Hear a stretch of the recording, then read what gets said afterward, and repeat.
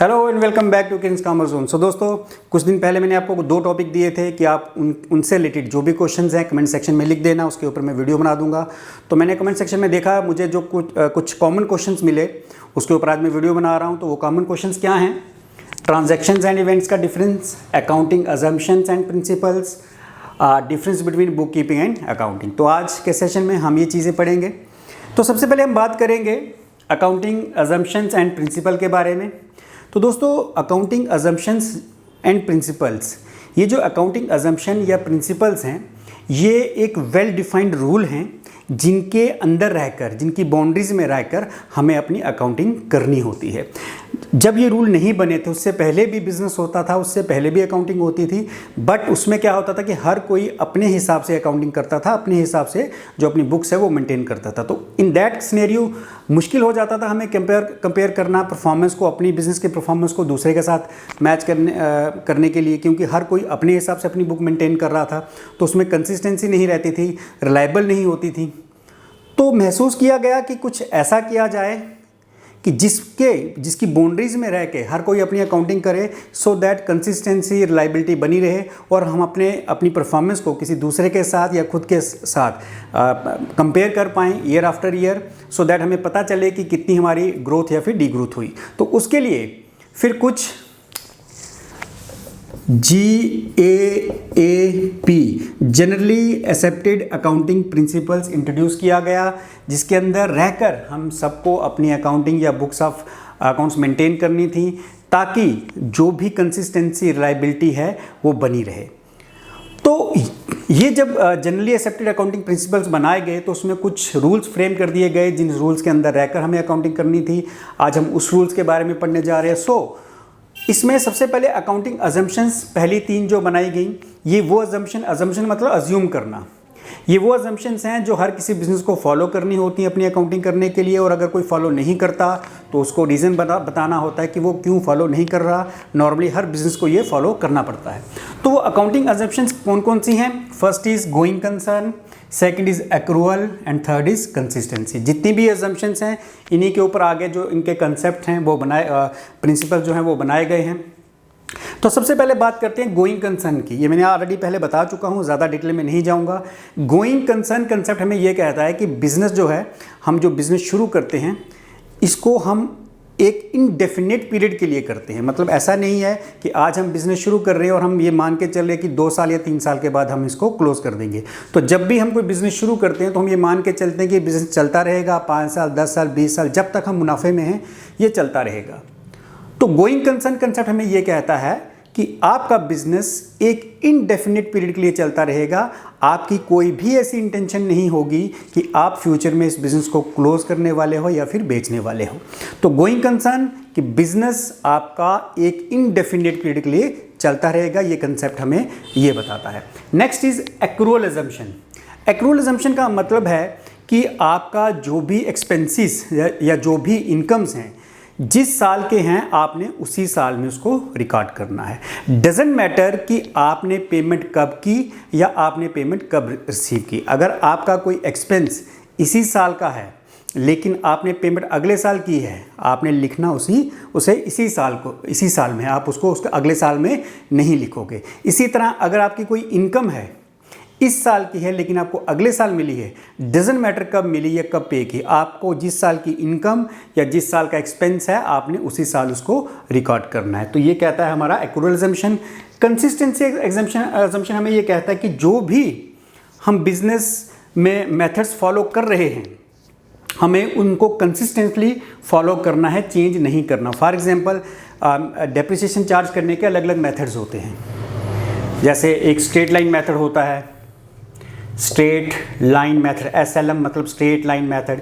एक diminishing value method होता है, ठीक है। ये अलग अलग मेथड्स होते हैं डेप्रिसिएशन लगाने के। एसेट की वैल्यू, जब हम किसी एसेट की वैल्यू कम करते हैं तो उसको, क्योंकि आपको पता है हर एसेट की वैल्यू कम होती है सिवाय लैंड के, तो जब भी किसी एसेट की वैल्यू कम होती है तो उसको वैल्यू जो कम की जाती है because of wear and tear, उसके लिए कौन सा मेथड हम यूज़ कर रहे हैं, स्ट्रेट लाइन या डिमिनिशिंग वैल्यू मेथड, इनमें से कोई एक यूज़ करते हैं। तो ऐसा नहीं है कि आप कुछ कुछ साल स्ट्रेट लाइन मेथड यूज़ करो, कुछ साल डिमिनिशिंग वैल्यू मेथड। जो आपने मेथड एक बार फॉलो कर लिया, आपको कंसिस्टेंटली उसी को ही फॉलो करना है। तो कंसिस्टेंसी असम्पशन ये कहता है कि जो भी आप अकाउंटिंग कर रहे हो, जो भी आप मेथड फॉलो कर रहे हो, उसको आप बीच में चेंज नहीं कर सकते, आपने उसी मेथड को ही फॉलो करना है। और ये 3 असम्पशन है जिसके ऊपर सारी हमारी अकाउंटिंग टिकी हुई है, जिसके ऊपर हमें अपनी अकाउंटिंग करनी है।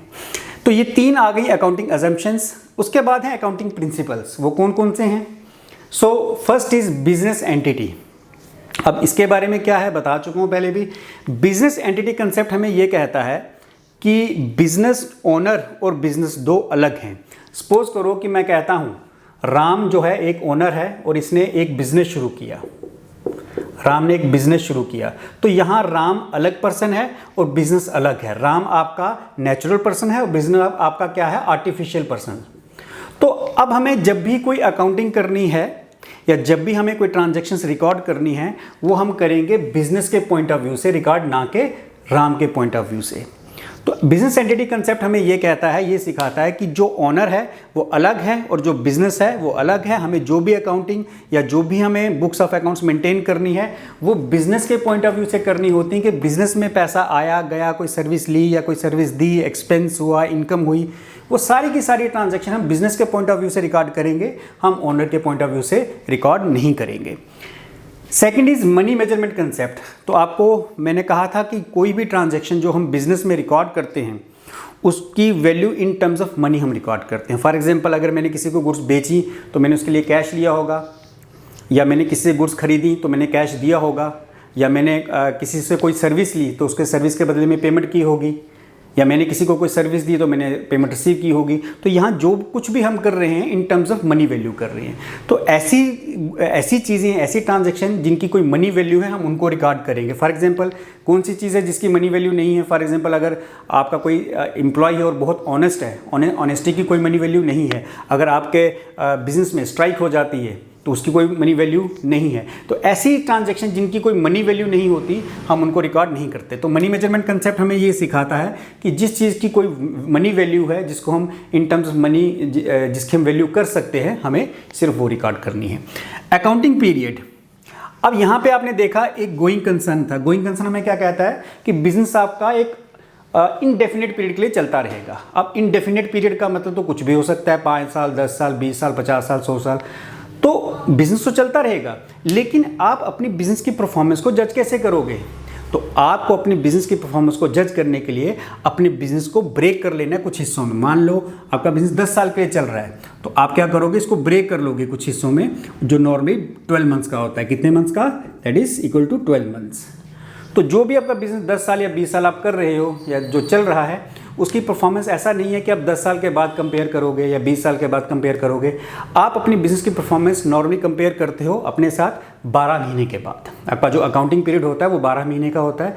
तो हर 12 महीने के बाद आप अपने अकाउंट्स, फाइनल अकाउंट्स बनाओगे, अपना trading profit and loss account बनाओगे और उसमें देखोगे कि आपको कितना प्रॉफिट या फिर लॉस हुआ, कंपेयर करोगे पिछले साल की परफॉर्मेंस के साथ, सो दैट जो भी आपको स्टेप्स चाहिए फर्दर इंप्रूवमेंट के लिए वो आप ले सको। तो ऐसा नहीं है कि आपने बिजनेस शुरू कर दिया और जब बिजनेस बंद होगा आप तब इसकी परफॉर्मेंस जज करोगे। आपको परफॉर्मेंस जज करने के लिए इसको एक पीरियडिकल इंटरवल में बांटना पड़ेगा, जो कि 12 महीने का होता है। तो हर 12 महीने के बाद आप अपने अकाउंट्स क्लोज करोगे, जिसमें आप ये देखोगे कि आपको साल दर साल कितना प्रॉफिट या फिर लॉस हो रहा है। तो अकाउंटिंग पीरियड हमें कंसेप्ट हमें ये सिखाता है कि आपके अपने बिजनेस का जो परफॉर्मेंस है उसको हर साल आपको देखना है, उसको ब्रेक कर देना है, और जो ब्रेक करोगे उसका पीरियड कितने मंथ्स का होगा? 12 मंथ्स का। Next is cost concept.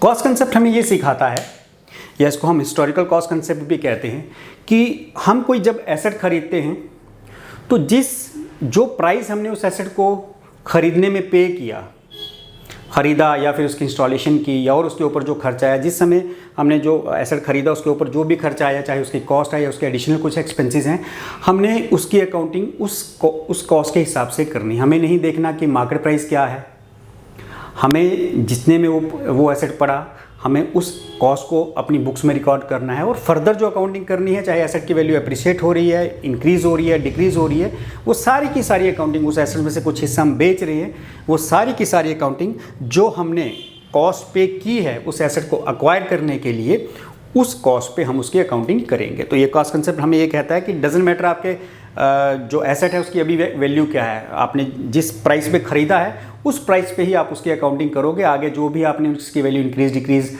या अगर आपने एसेट बेचा उस वैल्यू के हिसाब से आप उसको करोगे। तो ये हमें सिखाता है कॉस्ट कंसेप्ट या फिर historical cost concept. Then matching principle. अब देखिए हर बिजनेस का जो मेन मोटिव है वो क्या है, प्रॉफिट अर्न करना। प्रॉफिट हम कैसे देखते हैं, सिंपल सा, ये सबको बच्चे को पता है कि प्रॉफिट कैसे निकालते हैं, हम अपनी इनकम में से अपने खर्चे निकाल देते हैं। तो मैचिंग कंसेप्ट प्रिंसिपल हमें ये बताता है कि आप अपनी इनकम में से आप अपने एक्सपेंस माइनस कर लो। और मैचिंग का मतलब जिस साल की इनकम उस साल के ही एक्सपेंस लेने हैं। सपोज करो अगर आपको 2018 का प्रॉफिट देखना है तो आपको क्या करना होगा, 2018 की ही इनकम देखनी है और 2018 के ही एक्सपेंस देखने हैं। ऐसा नहीं है कि 2018 की इनकम और 2017-18 के एक्सपेंस यानी 2 साल के एक्सपेंस इकट्ठे ले लो। तो सिंपल मैचिंग प्रिंसिपल हमें कहता है कि अपनी इनकम और एक्सपेंस को मैच करके आप अपना प्रॉफिट या लॉस निकालो, लेकिन वो इनकम या एक्सपेंस आपको सेम ईयर के लेने हैं। आपको ऐसा नहीं करना कि पिछले साल के या अगले साल के लिए जिस साल का आप प्रॉफिट या लॉस निकालना चाहते हो उसी साल की इनकम या एक्सपेंस को आपने कंपेयर करके इनकम में से एक्सपेंस निकाल कर अपना प्रॉफिट या फिर लॉस देखना है। ये कहता है हमें मैचिंग प्रिंसिपल। डुअल एस्पेक्ट हमें ये कहता है कि एक ट्रांजैक्शन के 2 एस्पेक्ट हैं, एक डेबिट और क्रेडिट। क्योंकि आप सबको पता है एक ट्रांजैक्शन तब होती है जब इसमें 2 लोग इन्वॉल्व होते हैं। तो एक अकाउंट हम डेबिट करते हैं, एक अकाउंट हम क्रेडिट करते हैं। सपोज हमने गुड्स खरीदी तो मैं कहूँगा परचेज अकाउंट टू कैश, तो 2 अकाउंट डेबिट क्रेडिट हुए। एक परचेज अकाउंट डेबिट कर लिया, कैश अकाउंट क्रेडिट कर लिया, क्योंकि एक ट्रांजैक्शन का डबल इफेक्ट होता है। तो क्योंकि एक ट्रांजैक्शन का डबल इफेक्ट होता है तो वो 2 जगह रिकॉर्ड होती है, कहीं डेबिट होती है सेम इक्वल अमाउंट से, कहीं ना कहीं वो क्रेडिट भी होती है। तो डुअलिटी कंसेप्ट हमें ये सिखाता है कि एक ट्रांजैक्शन के 2 एस्पेक्ट हैं, डेबिट और क्रेडिट। अगर हम कोई अकाउंट डेबिट कर रहे हैं तो सेम अमाउंट हम कहीं ना कहीं उसको क्रेडिट भी करेंगे। तो ये डुअलिटी कंसेप्ट हमें सिखाता है। देन रियलाइजेशन या revenue recognition concept. Realisation concept हमें क्या कहता है, ये कहता है कि आप अपनी इनकम को तब रियलाइज़ करो या तब उसको रिकग्नाइज करो जब एक्चुअल में वो इनकम आपके पास आ चुकी है। फॉर एग्जांपल मुझे एक ऑर्डर मिला गुड्स सप्लाई करने के लिए, किसी ने मुझे 10,000 रुपया दे दिया एडवांस कि भाई आपको मुझे गुड्स सप्लाई करनी है 1 हफ्ते के अंदर। तो जब तक मैं उसको वो गुड्स नहीं दे देता, डिलीवरी नहीं दे देता, तो वो जो 10,000 मैंने एडवांस रिसीव किया है वो मेरी इनकम नहीं है। उसको आपने लिखना ज़रूर है अपनी बुक्स में, ऐसा नहीं है कि लिखना नहीं है, लिखना ज़रूर है, लेकिन वो 10,000 क्योंकि मेरे पास एडवांस है तो मेरी इनकम नहीं होगी, मेरे लिए एक लाइबिलिटी होगी। क्यों? क्योंकि गुड्स की डिलीवरी अभी मुझे देना है। तो रेवेन्यू आप यानी इनकम उसको आप कब मानोगे, इनकम तब मानोगे जब आप उस गुड्स की डिलीवरी कर दोगे। तो आई होप आपको ये क्लियर हो गया कि रेवेन्यू रिकग्निशन कंसेप्ट हमें क्या कहता है कि जब आप अपनी गुड्स की डिलीवरी कर देते हो उसके बाद ही आप वो जो आपने एडवांस लिए उसको आप अपनी इनकम मानोगे, तब तक वो आपके लिए एक लायबिलिटी है क्योंकि अभी आपने अपनी गुड्स की डिलीवरी देना है।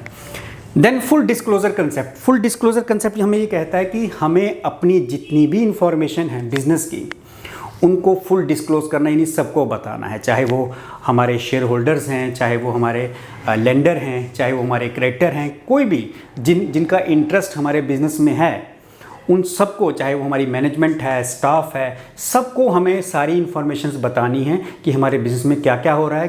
क्योंकि जब हम अपनी इन्फॉर्मेशन के साथ शेयर करेंगे तभी वो फर्दर डिसीजन ले पाएंगे। जैसे फॉर एग्जांपल बैंक है, अगर उसने डिसीजन लेना है कि हमें लोन देगा या नहीं देगा, तो हमारे फुल डिस्क्लोजर पे जब हम उसको सारी इन्फॉर्मेशन दिखाएंगे तभी वो डिसाइड कर पाएगा कि उसे हमें लोन देना है या नहीं देना। या कोई क्रेडिटर है जो हमें गुड्स सप्लाई करता है उधार पे, उसको भी हम सारी इन्फॉर्मेशन दिखाएंगे तभी वो डिसाइड कर पाएगा कि फर्दर फ्यूचर में उसे हमें उधार देना है या नहीं देना है।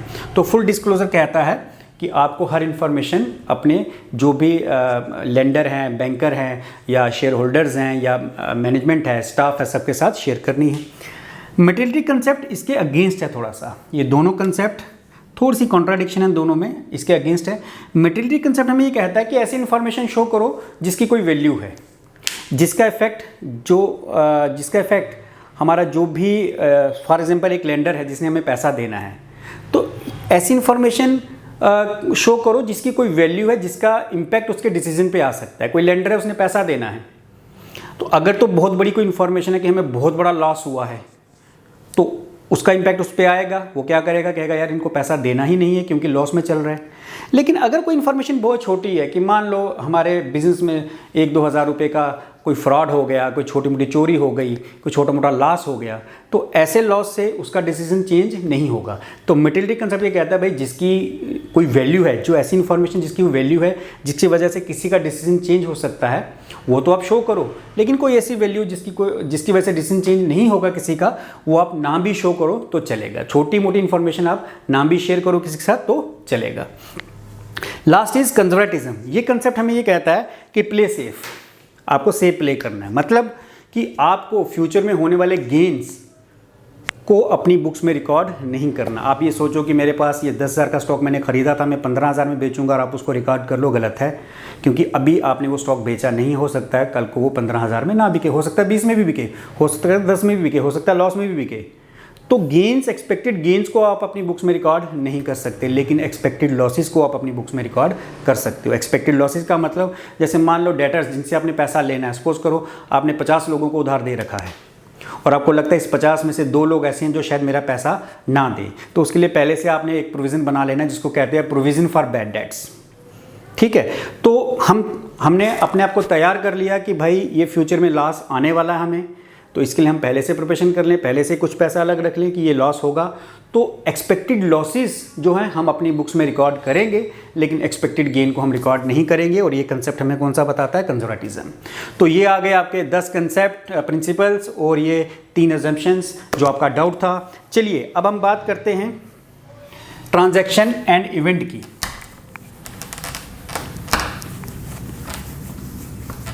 देखिए ट्रांजैक्शन और इवेंट में क्या फ़र्क है।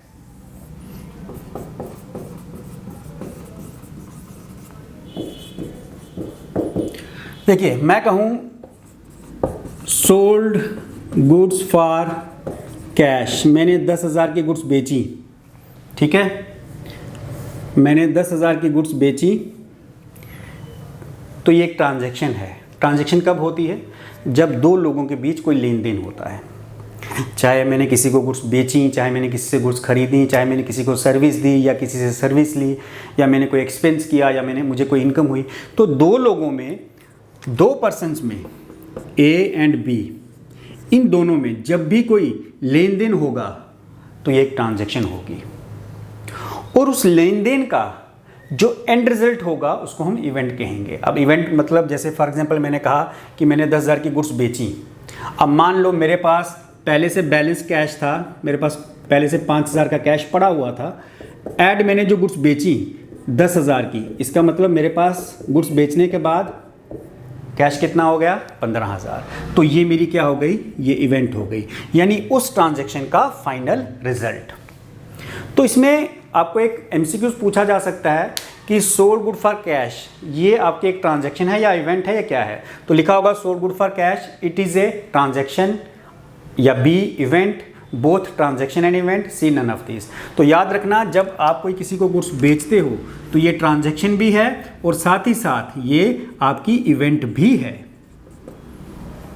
ट्रांजैक्शन एंड इवेंट दोनों हैं। एक, आपने किसी को गुड्स बेची, 2 लोगों के बीच जो लेन देन हुआ वो ट्रांजैक्शन भी है और इवेंट भी, क्योंकि हमने ए ने बी को गुड्स बेची या मैंने किसी को गुड्स बेची, ट्रांजैक्शन हो गई, 2 लोगों के बीच है, ट्रांजैक्शन है।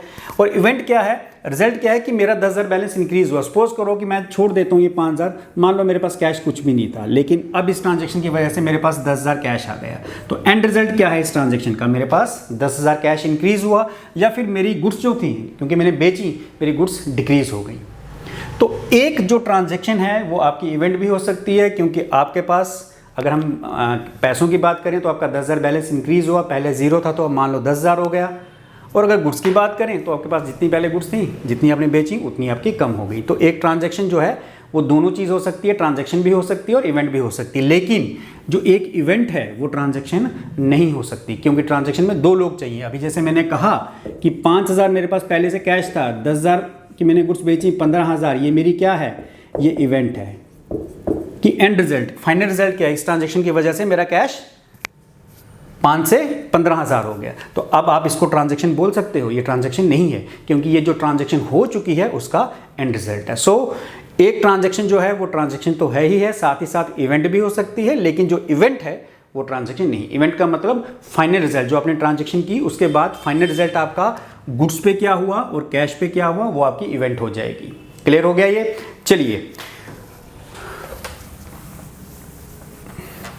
अब हम बात कर लेते हैं बुक कीपिंग एंड अकाउंटिंग की। ये भी मैं पहले क्लियर करवा चुका हूं।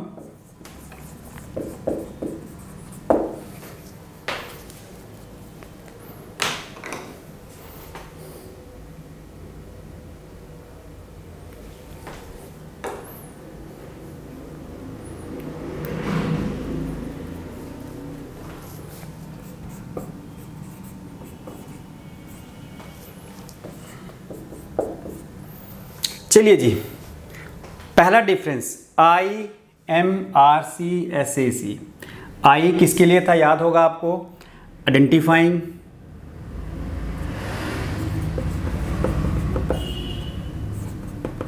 एम किसके लिए था, मेजरिंग, आर किसके लिए था, रिकॉर्डिंग, और सी किसके लिए था, क्लासिफाइंग। एस किसके लिए था, समराइजिंग, ए किसके लिए था, एनालाइजिंग, और सी किसके लिए था, कम्युनिकेटिंग। चलिए, तो ये था आपकी अकाउंटिंग प्रोसेस। आपको वेरी फर्स्ट लेक्चर में मैंने बताया था कि हमारी जब भी हम अकाउंटिंग शुरू करते हैं तो पहला स्टेप होता है आइडेंटिफाई करना, पहचान करना कि हमारी ट्रांजैक्शन बिजनेस से रिलेटेड है या नॉन बिजनेस है। फिर मेजरिंग कि उसकी मनी वैल्यू कितनी है, उसको हम कहते हैं मेजरिंग। अभी मैंने बताया था मनी मेजरमेंट कंसेप्ट के बारे में। रिकॉर्डिंग, फिर उसको हम रिकॉर्ड करते हैं अपनी बुक्स में, जर्नल एंट्रीज बनाते हैं। और फिर क्लासीफाइंग मतलब हम लेजर्स बनाते हैं। तो ये जो पहली 4 चीज़ें हैं, आइडेंटिफाइंग, मेजरिंग, रिकॉर्डिंग और क्लासीफाइंग, ये आती हैं बुक कीपिंग के अंदर। और उसके बाद अगली 3 चीज़ें, समराइजिंग, एनालाइजिंग एंड कम्युनिकेटिंग, ये आपकी आती हैं अकाउंटिंग में। अकाउंटिंग में ये बाकी 4 भी आ सकती हैं, ऐसा नहीं है कि बाकी 4 नहीं आ सकती, लेकिन बुक कीपिंग में सिर्फ ये 4 आएंगी। अकाउंटिंग में ये 3 के साथ ये भी आ सकती हैं। ऐसा नहीं है कि अकाउंटिंग में सिर्फ समराइजिंग, एनालाइजिंग या कम्युनिकेटिंग ये चीज़ें होंगी। ठीक है, तो ब्रॉडली दोनों में डिफरेंस क्या है कि जो पहली 4 चीज़ें हैं, आइडेंटिफाइंग, मेजरिंग, रिकॉर्डिंग और क्लासीफाइंग, ये आती हैं बुक कीपिंग के अंडर। और अकाउंटिंग आती है, अकाउंटिंग में आती है समराइजिंग, एनालाइजिंग और कम्युनिकेशन। चलिए, तो दूसरा जो इसमें डिफरेंस है कि ये हमारी प्राइमरी स्टेज में आता है। ये 4 इंफॉर्मेशन, इसको हम कहते हैं प्राइमरी स्टेज, यानी वेरी फर्स्ट स्टेज जो हमारी आती है। और ये आती है हमारी सेकेंडरी स्टेज। मतलब आपकी क्लासिफिकेशन तक, जब तक आपकी लेजर्स बनी, वो सारी आपकी हो गई प्राइमरी स्टेज। और लेजर के बाद आपकी सेकेंडरी स्टेज, समराइजिंग, एनालाइजिंग और कम्युनिकेशन ऑफ इंफॉर्मेशन, वो आपकी क्या आ जाएगी, secondary stage. Next is book keeping. कौन करता है, जूनियर स्टाफ। ये कोई भी कर सकता है, जूनियर स्टाफ क्लर्क, क्योंकि अकाउंटिंग करनी है, जिसको थोड़ा बहुत ज्ञान हो, नॉलेज हो अकाउंटिंग की, वो कर सकता है। लेकिन अब जो अकाउंटिंग है उसके लिए आपको सीनियर स्टाफ की ज़रूरत होती है, यानी CS वगैरह। तो बुक कीपिंग जो है ये, क्योंकि आपको जर्नल लेजर्स वगैरह बनानी है, जिसको भी थोड़ा बहुत अकाउंट्स की नॉलेज है वो कर सकता है, मतलब जूनियर स्टाफ कर सकता है। लेकिन जो समराइजिंग, एनालाइजिंग या कम्युनिकेशन ऑफ इंफॉर्मेशन है, ये सीनियर स्टाफ का काम होता है, CS वगैरह या बोर्ड ऑफ डायरेक्टर्स। ठीक है, तो ये जो है इसके मेन डिफरेंसेस हैं। और बुक कीपिंग जो है रूटीन वर्क है, और अकाउंटिंग जो है वो रूटीन नहीं है, एनालिटिकल है। मतलब जो अकाउंटिंग की जाती है ये महीना 2 महीने के बाद की जाती है, क्योंकि आपको समराइज़ करना है, रिजल्ट बनाना है, उसकी समरी बतानी है, एनालाइज करना है। तो ये रूटीन वर्क है, ये रूटीन वर्क नहीं है। तो ये आपका डिफरेंस आ गया बुक कीपिंग एंड अकाउंटिंग। इससे पहले मैं डिटेल में करवा चुका हूँ, ज़्यादा डिटेल में जाऊँगा नहीं, क्योंकि आपको इतना डिटेल में पूछा नहीं जाएगा। तो आज का ये सेशन, आई होप आप सबको जितने डाउट्स हैं क्लियर हो गए। नेक्स्ट सेशन जो मैं आपको दे रहा हूँ, वो दे रहा हूँ जर्नल एंड लेजर्स। उससे रिलेटेड कोई भी अगर आपको डाउट्स हैं तो आप ज़रूर मुझे पूछ लेना। और साथ ही साथ आपको बता दूं कि MCQs भी मैं शुरू करने वाला हूँ इस चैनल पे। तो होपफुली आज नहीं तो कल MCQ का फर्स्ट पार्ट आ जाएगा। इंपॉर्टेंट MCQs मैं आपको बताने जा रहा हूँ अकाउंटेंसी से रिलेटेड। तो होपफुली कल हम उसके बारे में भी बात करेंगे। तो जो भी आपके डाउट्स हैं जर्नल और लेजर्स 2, इसके आगे पीछे वाले चैप्टर कोई नहीं पूछेगा। चैप्टर वाइज में दे रहा हूँ, जिस चैप्टर का जब नंबर आएगा आप उसी वक्त उस डाउट्स को पूछो। और फॉलो कर सकते हैं मुझे इंस्टाग्राम पे, फेसबुक पे, और मेरा व्हाट्सएप नंबर भी आपको डिस्क्रिप्शन बॉक्स में मिल जाएगा। थैंक यू दोस्तों, थैंक यू वेरी मच।